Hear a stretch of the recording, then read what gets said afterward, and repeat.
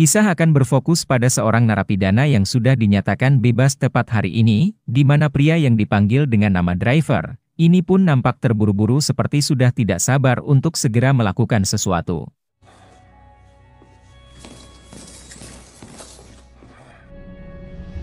Sesaat setelah keluar, si driver pun langsung pergi menuju ke sebuah tempat mobil bekas. Di mana dia nampak sudah mengetahui bahwa di situ ada sebuah mobil yang sudah disediakan, beserta dengan sebuah foto dirinya bersama saudaranya. Namun kita bisa melihat bahwa ada sebuah berkas-berkas dan foto seorang pria, yang sepertinya adalah target yang ingin dia datangi.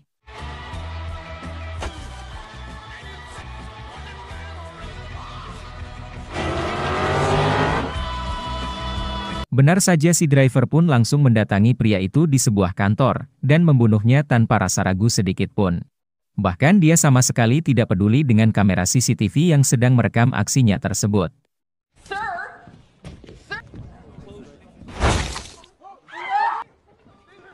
Di sisi lain kita akan melihat seorang pecandu narkoba yang terlihat sedang membeli barang haram, di mana Anda akan terkejut ketika mengetahui bahwa ternyata si pecandu itu adalah seorang petugas penegak hukum, yang kita panggil saja si polisi.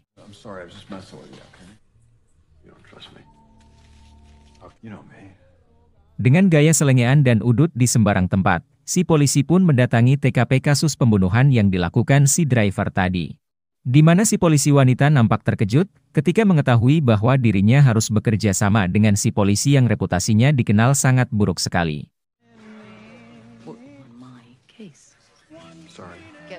Kembali ke si driver yang mendatangi jasa pencari identitas, di mana mobil dan nama target yang sudah tersedia tadi siang adalah dilakukan oleh si pria ini.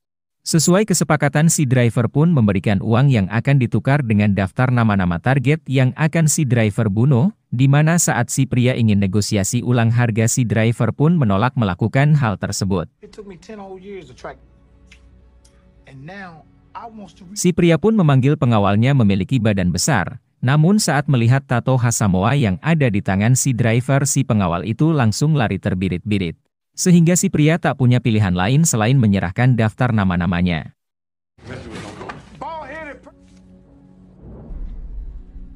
Sementara itu si polisi dan si polwan pun terlihat sedang menganalisa rekaman video saat insiden di kantor tadi siang terjadi.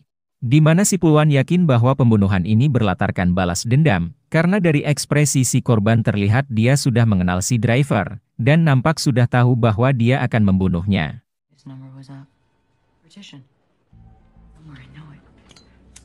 Entah sebenci apa driver kepada para target yang nampak seperti bukan orang-orang jahat, karena jika dilihat dari foto dan pekerjaannya, mereka seperti orang baik yang memiliki pekerjaan baik dan kehidupan yang baik. Tapi entahlah kalau kata Samsul mah jangan melihat sampul dari bukunya itu.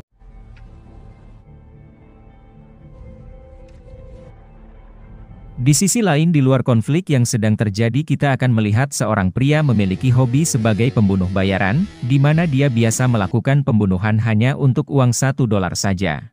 Karena pada dasarnya dia mencari tantangan untuk mengalahkan rekor seseorang, dan mencapai titik tertinggi pada pencapaian dalam hidupnya.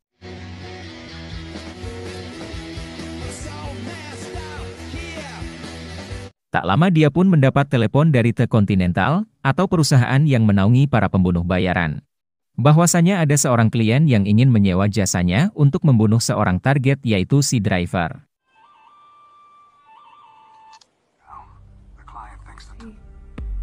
Sementara itu si polisi dan polwan akhirnya berhasil mengungkap asal-usul driver yang ternyata dulunya adalah seorang sopir bagi para perampok ban.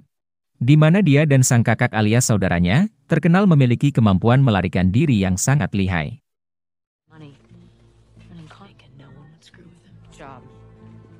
Dan sesuatu yang tak terduga terjadi saat mereka disergap oleh kelompok lain, sehingga si kakak harus tewas digorok, dan si driver sendiri ditembak dari belakang tepat di tempurung kepalanya, oleh salah satu dari kelompok tersebut.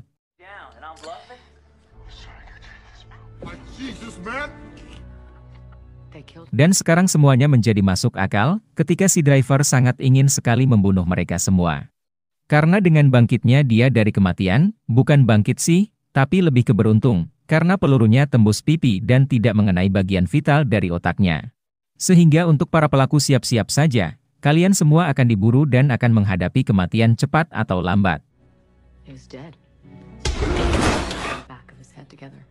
And now, Kembali ke si driver yang berhasil menemukan alamat pelaku kedua, yaitu seorang kakek yang ikut terlibat dalam penyergapan di masa lalu. Di mana si driver langsung mendobrak masuk rumahnya dan menembak kepalanya tanpa ada basa-basi sedikit pun.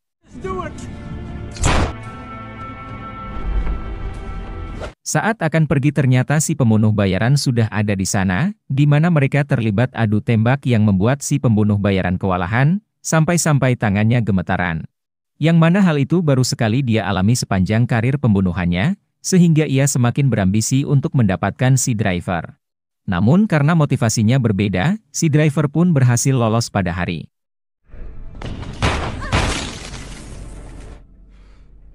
Tanpa membuang waktu si driver pun langsung menuju ke pelaku ketiga, yang sekarang bekerja sebagai staf keamanan di sebuah klub malam.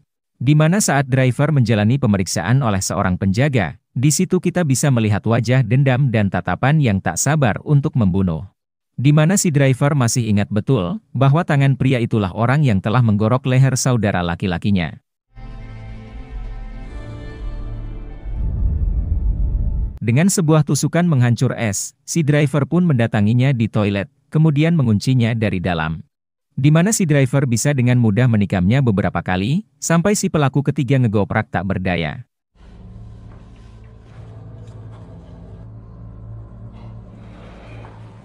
Di detik-detik sekarat itulah, si pelaku pun mengatakan bahwa dia memiliki seorang putra, dan memohon agar si driver mau menyampaikan permohonan maafnya kepada anaknya tersebut.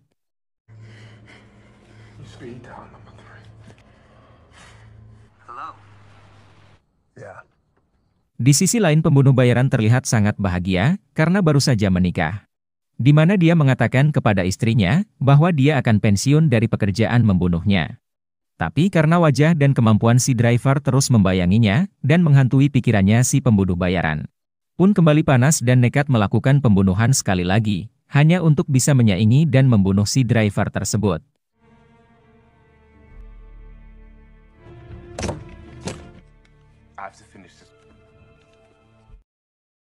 Kembali ke si driver yang sedang dalam perjalanan menuju pelaku keempat, di mana mobilnya tiba-tiba terhenti saat mendengar berita di radio. Bahwa pelaku ketiga yang tadi dia bunuh ternyata belum meninggal, dan sedang dirawat di rumah sakit dengan kondisi kritis. Sehingga si driver memutuskan untuk putar balik dan menyelesaikan apa yang sudah dia mulai.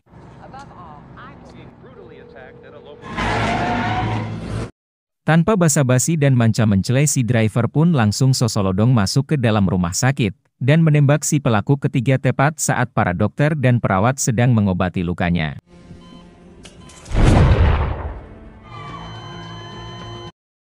Si polisi yang kebetulan ada di sana pun langsung bergerak, ketika mendengar suara tembakan. Di mana dia mencoba mengejar si driver ke ruang bawah tanah tapi tiba-tiba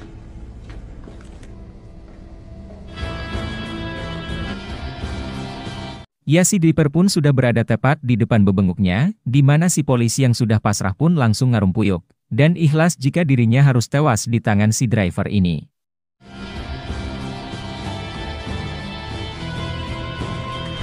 Dan apa yang terjadi, si driver pun pergi begitu saja saat melihat ada lencana polisi di pinggangnya.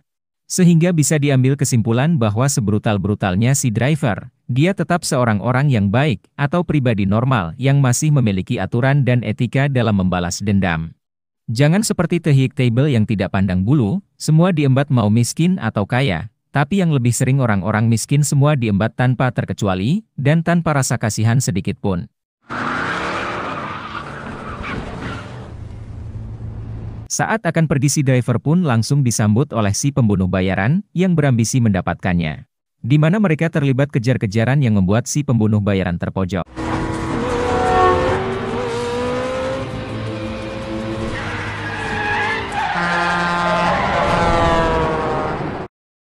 Saat ada kesempatan si driver pun tak menembak orangnya, tetapi ban mobilnya. Di mana si pembunuh bayaran justru membalasnya dengan sebuah tembakan mematikan, yang berhasil menyerempet leher dari si driver.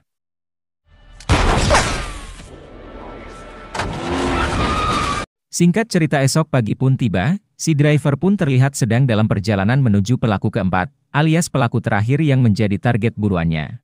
Di mana si pelaku yang satu ini akan sangat amat membuat si driver ini dilema, karena sekarang si pelaku benar-benar sudah bertaubat, dan berprofesi menjadi seorang pendeta yang sangat taat.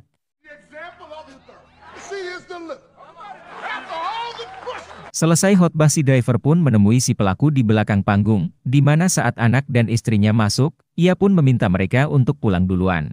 Karena dirinya masih ada urusan dengan si driver. Setelah berjalan keluar agak jauh dari tempat khotbah, si pelaku atau yang sekarang menjadi bapak pendeta pun ikhlas jika memang si driver mau membunuhnya. Dan jika memang itu yang terbaik, dan membuat si driver menjadi merasa lebih baik. Beliau pun pasrah dan menyerahkan semuanya kepada Tuhan. Dengan emosi yang meluap-luap, dan jiwa yang dipenuhi dendam. Ternyata tidak membuat si driver menutup hatinya, karena ternyata masih ada sedikit hati nurani dalam dirinya. Sehingga dia memutuskan untuk membiarkan si pelaku keempat hidup, agar bisa memberikan hal positif kepada orang-orang banyak. Ketika misinya telah selesai, dan dendam saudaranya sudah terbalaskan.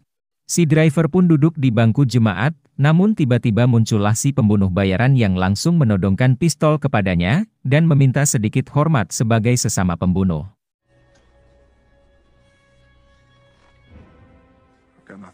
Karena si driver tidak memiliki dendam terhadapnya, ia pun terlihat diam duduk tenang tanpa melakukan perlawanan apapun. Sehingga hal itu semakin membuat si pembunuh bayaran kesal, karena merasa tidak dihargai sebagai seorang pembunuh profesional yang sudah melanglang buana kemana-mana. Saat si pembunuh bayaran akan menembaknya, muncullah si polisi yang datang ke lokasi, dan meminta si pembunuh bayaran untuk menurunkan senjatanya. Di mana akhirnya terkuaklah fakta yang akan sangat-sangat mengejutkan, bahwasan si polisilah orang yang telah menyewa si pembunuh bayaran untuk membunuh si driver, dan tiba-tiba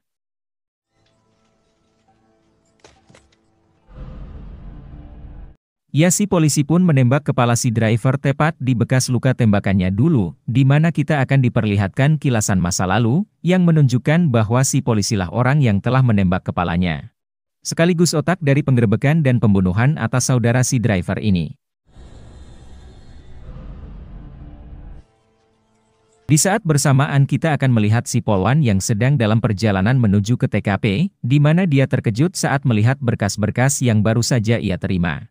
Karena di situ terdapat 5 pelaku termasuk si polisi, di mana keempat pelaku itu dulunya adalah para informan yang dikendalikan langsung oleh pihak kepolisian.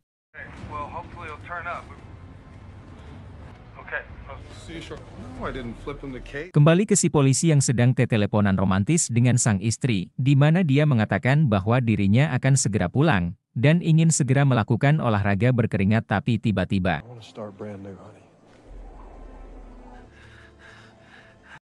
si driver ternyata masih hidup, berkat pelat besi yang digunakan untuk menyambungkan tengkorak kepalanya yang pecah akibat tembakan si polisi di masa lalu.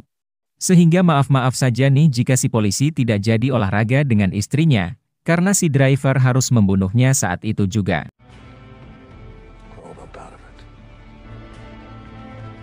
Setelah kejahatan si polisi berhasil terungkap oleh si polwan, dan pasukannya yang datang untuk menangkapnya walau terlambat. Si pembunuh bayaran sendiri memutuskan untuk berhenti dari pekerjaannya, dan hidup bahagia bersama istri tercintanya.